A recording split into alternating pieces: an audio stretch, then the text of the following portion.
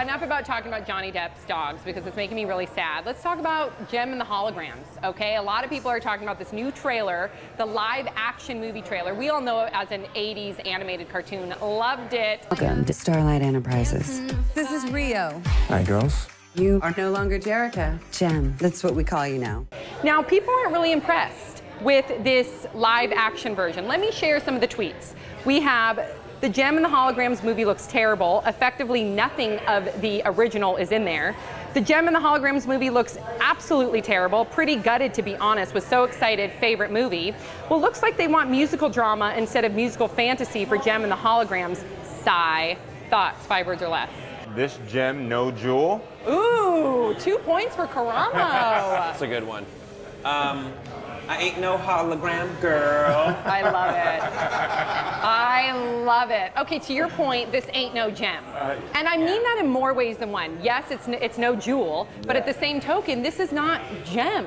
At all. Juliette Lewis's character, I guess, would be Jem if, according to the trailer, because she's the owner of that record label. Because remember, Jem was the owner of the record label, and then her alter ego was Jem, if you watch the cartoon. Did you guys watch it ever? Were you fans? I was heterosexual back then, so I didn't watch it. Really? I was apparently homosexual back then because I did watch it. You did watch it? We swapped, we switched.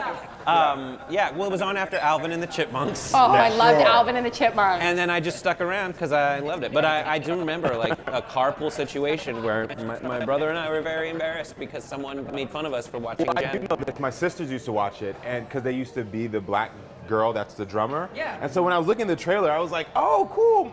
The black girl's gone. Like, she's totally just out of there. There's so many changes, and for one, the new premise is that they're discovered on YouTube. So the old premise is that Jem was the owner of this record label, and that she had this alter ego, and then she could go and be kind of like Hannah Montana in a weird way with this, you know, you could be 2 different people.